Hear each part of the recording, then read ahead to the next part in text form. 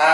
Saya adalah salah satu staf pengajar di program studi Sosial Ekonomi Perikanan dan Ilmu Kelautan Fakultas Perikanan dan Ilmu Kelautan Universitas Pulau Mas. Pada kesempatan ini saya menyampaikan pernyataan diri dosen dalam unjuk kerja Tridharma Perguruan Tinggi PPDB UKT TP pada bidang pengajaran. Saya akan menjabarkan salah satu mata kuliah yang saya ampu, yaitu mata kuliah Kewirausahaan Perikanan. Pada kesempatan kali ini saya menggunakan prinsip DIA, Delivery, Interaction, and Assessment, yang meliputi beberapa outline pemaparan materi kali ini, yaitu yang pertama adalah deskripsi mata kuliah, capaian pembelajaran mata kuliah, sistem pembelajaran, materi pembelajaran, sistem penilaian, dan rekaman video pembelajaran. Pada kesempatan pertama yaitu tentang identitas mata kuliah. Jadi kuliah ini adalah mata kuliah Kewirausahaan Perikanan yang diajarkan pada semester genap dengan status mata kuliah wajib diambil oleh mahasiswa dengan bobot 3 SKS. Dan pengampu mata kuliah ini adalah salah satunya adalah saya sendiri, yaitu Oon Darmansa. Berikut saya akan menjelaskan tentang deskripsi mata kuliah. Adapun deskripsinya adalah yang pertama, mata kuliah ini bertujuan untuk membekali mahasiswa dengan pengetahuan, motivasi, keterampilan, dan sikap kewirausahaan yang diperlukan untuk menciptakan, mengelola, mengembangkan usaha secara kreatif dan inovatif. Kemudian mahasiswa akan mempelajari konsep dasar kewirausahaan, identifikasi peluang bisnis, perencanaan usaha perikanan, strategi pemasaran, analisis keuangan, dan etika dalam berbisnis. Kemudian yang ketiga, mahasiswa akan diajarkan menyusun proposal bisnis serta presentasi usaha. Setelah mengikuti kuliah ini, mahasiswa diharapkan tidak hanya memahami teori, tetapi juga mampu mengembangkan pola pikir kreatif, inovatif dalam menciptakan peluang usaha dan menjalankan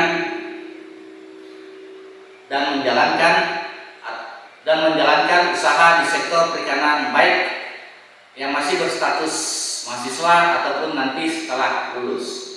Selanjutnya, adapun capaian pembelajaran mata kuliah ini yaitu terdapat ada 6 CPNK. Yang pertama adalah mahasiswa mampu memahami prinsip dasar konsep kewirausahaan. Kemudian mahasiswa mampu mengidentifikasi dan menjelaskan karakteristik serta sikap mental yang diperlukan untuk menjadi wirausahawan perikanan yang sukses. Kemudian CPNK yang ketiga adalah mahasiswa mampu menjelaskan proses dan tahapan dalam membangun usaha perikanan mulai dari ide bisnis hingga pelaksanaan.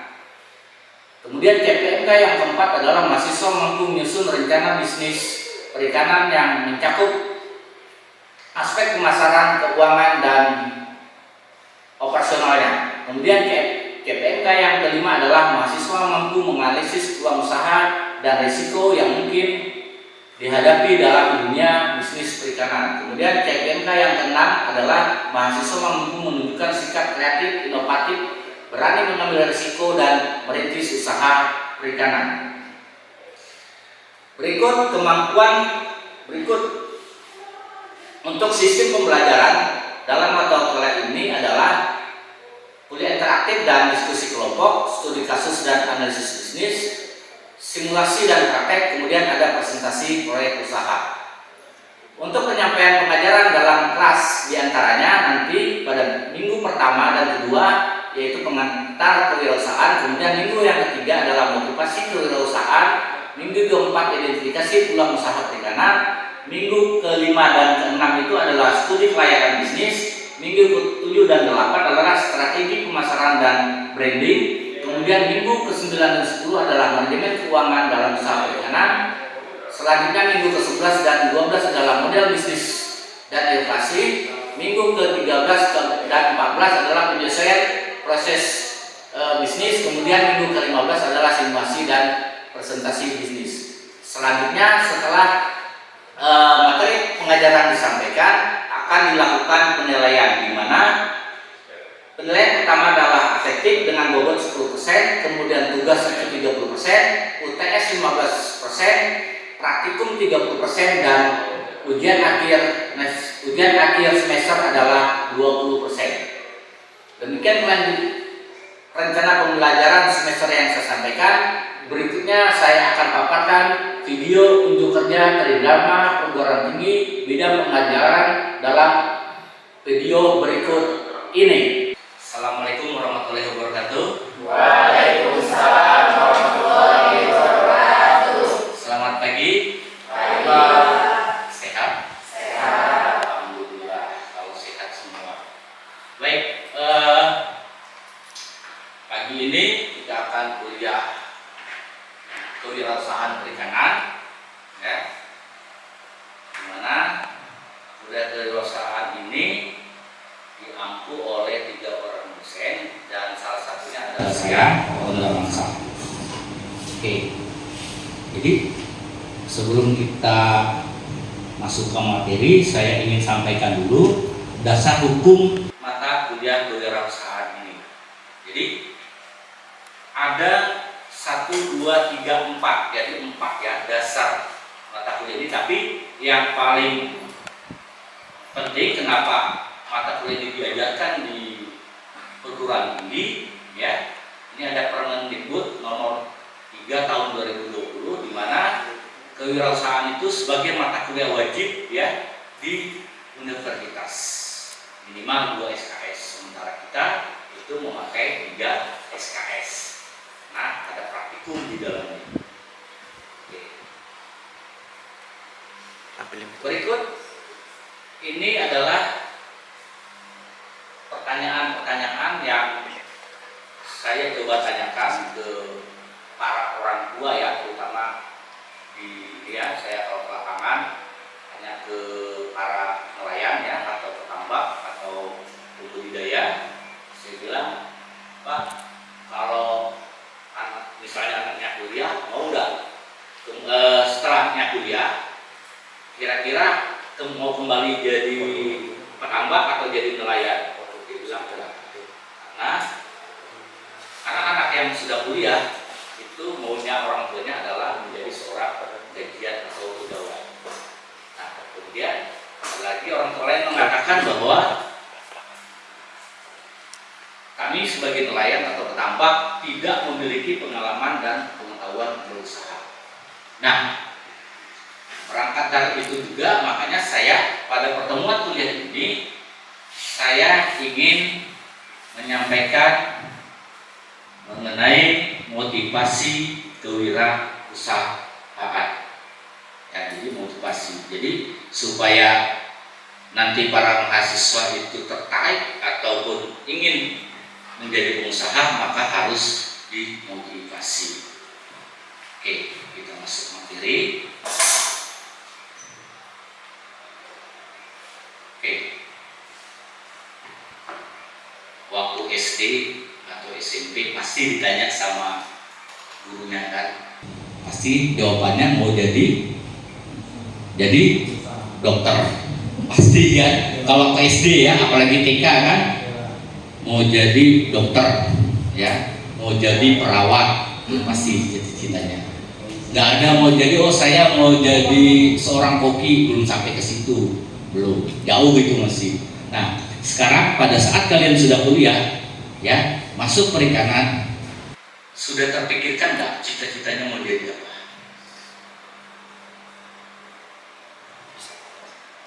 Apakah pilihannya itu pasti nantinya jadi ASN atau pegawai swasta atau berwirausaha? 2 itu pilihannya.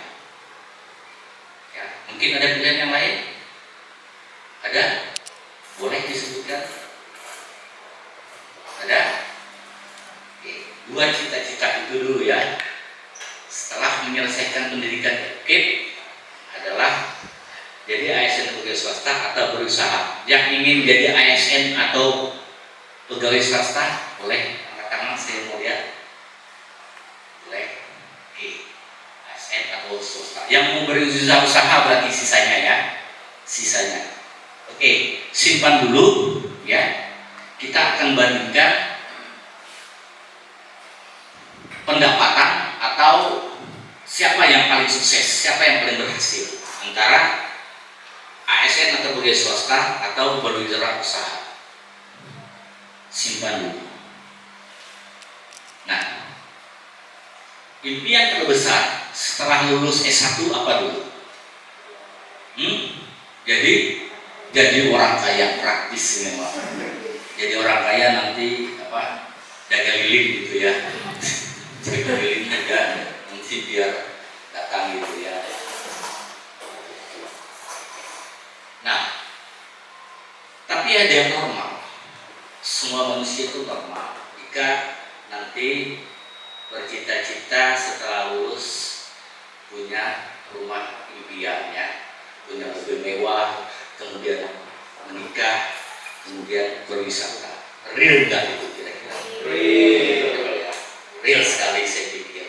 Setelah punya rumah mewah, mobil, menikah dan punya berwisata yang pada akhirnya akan mempunyai keluarga yang bahagia gitu ya.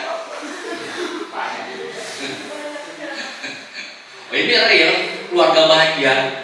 Bahkan dia bisa bikin satu RT dan satu kelurahan kan. Jadi seorang Mizoram India ya, satu kakak itu dia punya 39 istri dan 94 anak dengan 33 cucu. Luar biasa, keluarga yang paling bahagia ya. Tapi nggak usah begitulah, kalian bisa menikah, punya anak dua ya, udah cukup sesuai program pemerintah. Kalau dulu namanya keluarga berencana atau KB ya. Jadi sebagai manusia normal ini pasti cita-cita kita ya yang diimpikan. Tapi gimana untuk meraih itu semua? Oke, sebelumnya mari kita hitung ya. Kalau punya rumah impian tadi 1M ya, kemudian mobil, menikah, jalan-jalan. Yang menikah nggak usah terlalu mahal-mahal ya, 150 juta aja di dalam gang aja ya. Dan yang penting makanannya enak, para undangan datang ya. Biayanya 150 udah cukup ya kita. Kemudian jalan-jalan wisata 30 juta ya cukup aja, nggak usah jauh-jauh ke Bali, mungkinnya kita Balikpapan aja ya. Nah, maka jika di total itu hampir 1,6 M ya. Ini jika kalian ingin menjadi seorang karyawan, kalau kita total itu 1,6 M itu, kemudian gaji yang paling hebat itu jika kalian bekerja sebagai karyawan, baik itu sebagai ASN atau di perusahaan besar pun, paling tinggi itu mungkin 5 juta, taruhlah 5 juta gaji awalnya. Kemudian ditabung 2 juta. Jadi yang dimakan setiap bulan itu adalah 3 juta, ditabung itu 2 juta. Kemudian kita kalikan 15 tahun itu baru sekitar 30 juta. Ya. Apakah kita bisa beli mobil mewah? Bisa menikah tadi? Kira-kira sanggup enggak? Atau tercapai enggak? Apalagi coba Anda hitung umur Anda saat ini, dikali 15 tahun, dikali 30 tahun, 60 juta, kali dan seterusnya, belum sempat menikmati untuk mencapai cita-cita, mungkin sudah meninggal katanya.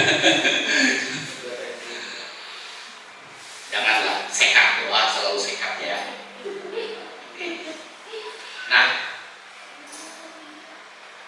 oke, berikut saya membandingkan pendapatan seorang ASN dengan pegawai swasta ya. Kita bandingkan. Nah, ini adalah jika kalian lulus nanti ya menjadi seorang ASN dengan golongan 3A pasti ya. Itu setelah kenaikan ya tahun berapa ini 24 1 Januari sekitar 2.785.752 rupiah. Itu gaji pokoknya. Kalian pasti start dari golongan 3A ya. Golongan 3A. Kemudian memang nanti ada tambahan uang makan, mungkin ada tunjangan tambahan lainnya, tapi gaji pokoknya sekian. Nah, kemudian ini yang sekarang lagi rame ya, para P3K, tahu ya P3K? Bukan pertolongan pertama pada kecelakaan ya, bukan. P3K 3A-nya itu atau golongan 11 itu ya, yang ini. Oke. Itu sekitar hampir 3 juta. Plus uang makannya mungkin ada nanti. Nah, itu untuk gaji seorang PNS ataupun P3K. Nah, berikut ini adalah gaji upah minimum provinsi ya di Indonesia. Tahun 2024 itu yang terbesar itu adalah DKI Jakarta, sekitar 5 juta sekian, ya, sekitar 5 juta sekian. Atau rata-rata di Indonesia itu sekitar 3.113.359 sekian. Itu rata-ratanya. Nah, itu UMP. Kemudian di tahun 2025 itu masih DKI sekitar 5 juta dan di Jawa Tengah itu sekitar 2.169 sekian. Itu untuk UMP provinsi. Sementara di Kaltim sendiri ya, Kalimantan Timur ini ada di beberapa kabupaten kota ya, yang terbesar itu di Berau untuk UMK-nya ya. Artinya jika kalian bekerja pada industri ataupun bekerja di perusahaan itu sekitar 4 juta ya, untuk di Kabupaten Berau itu yang paling tinggi. Oke. Nah, jika ingin menjadi nanti kalian sebagai yang bekerja di karyawan, sudah paling hebat itu selama 5 tahun berada di top manager. Pasti kalian mulai dari staff ya, kemudian senior, staff senior, junior sampai ke top manager. Itu sirkulasinya jika kita start dari bawah kalau seorang karyawan. Nah, kemudian berikut gajinya. Jadi dibutuhkan tahun ke-10 itu untuk merangkak dari gaji misalnya 6 juta itu hingga mencapai 21 juta. Tapi jika kita bandingkan tadi untuk meraih cita-cita masih jauh ya. Karena kita butuh sekitar berapa miliar tadi? 1,6. Butuh waktu yang cukup lama. Kenyataannya sekarang itu susah enggak cari kerja? Sangat susah. Oke, ini sebagai buktinya. Ini sebuah ilustrasi keadaan kita sekarang. Jika kalian lulus, inilah yang akan terjadi. Kira-kira begini ilustrasinya. Masuk akal enggak? Masuk akalnya di mana? Nah, kira-kira posisimu di mana nanti? Apakah yang paling belakang? Oh, calo nanti calo. Atau kerabat para atasan. Jadi biar mudah gitu kan, potong langsung dari atas. Ya inilah kenyataan kita. Umpama itu formasinya 1 direbutkan oleh sekian banyak orang. Belum lagi ada calo dan kerabat para atasan. Dan ini pun sudah terjadi. Ini video singkat yang saya ambil dari TikTok. Begitu hebatnya ya, 25 orang pencari kerja yang kemudian harus ribut ya. Real ini, bukan video bohong-bohongan, bukan settingan videonya, beneran itu ya. Tuh terlihat ya. Mudah-mudahan kalian jangan begitu nanti ya. Nah, sekarang bagaimana caranya untuk mencapai mimpi-mimpi tadi? Punya rumah mewah, punya mobil mewah. Kira-kira bisa dicapai dengan wirausaha atau karyawan? Wirausaha. Oke. Kira-kira tadi ini ya, harus untuk mencapai impian itu maka harus diwujudkan dengan menjadi seorang wirausahawan. Nah, kenapa menjadi berwirausaha? Saya yang paling dari beberapa poin ini, yang paling nyata saat ini adalah fakta bahwa orang terkaya di dunia itu adalah pengusaha, bukan dari seorang karyawan, bukan dari seorang ASN. Kita buktikan.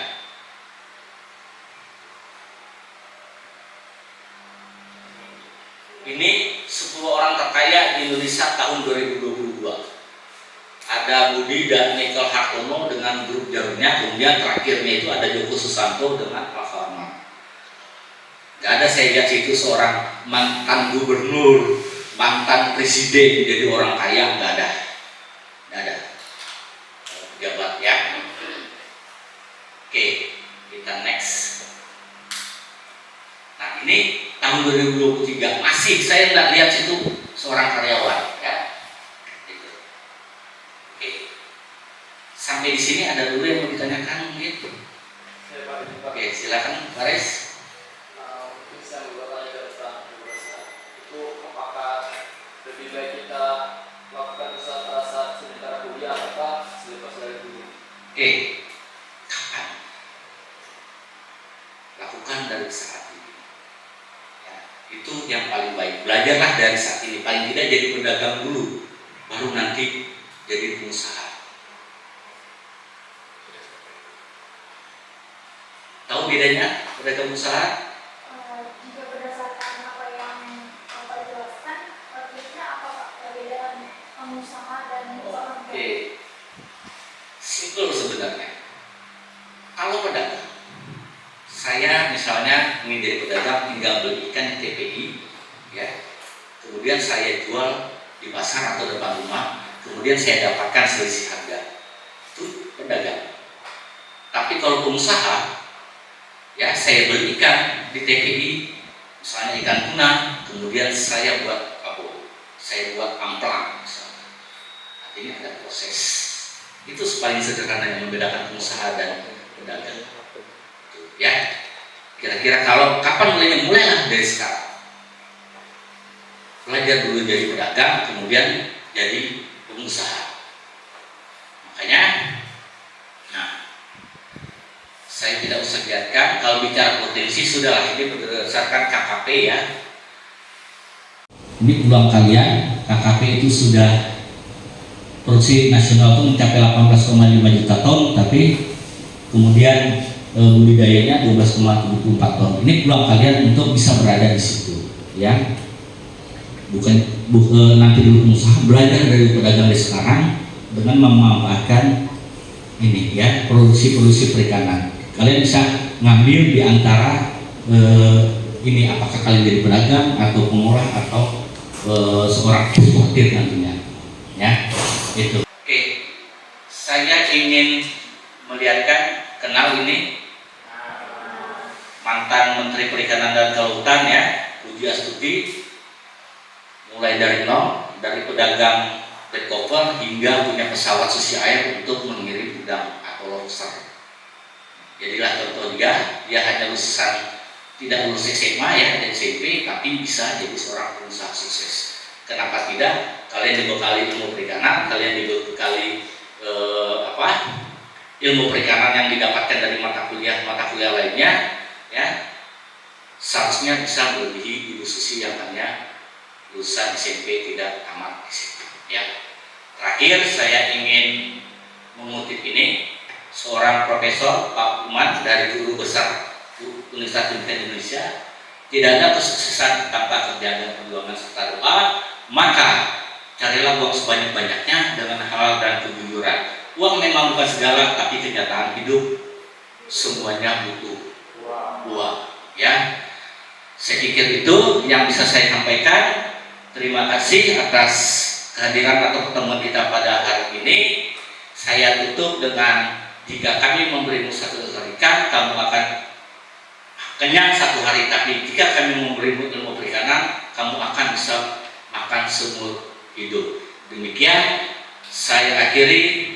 Wassalamualaikum warahmatullahi wabarakatuh. Waalaikumsalam. Baik, untuk absen ya, biasanya kita menggunakan STAR ya, jangan lupa absen dulu. Sebenarnya sudah saya buka di awal mata kuliah nanti sekitar 5 atau 10 menit ya sebelum bubar, absen dulu.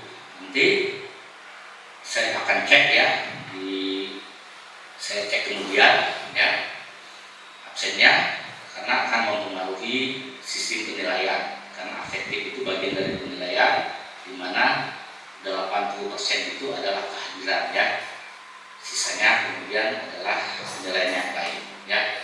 Demikian ya, silakan bubar, silakan tinggalkan kelas. Ya, kita jumpa lagi di pertemuan berikutnya. Terima kasih.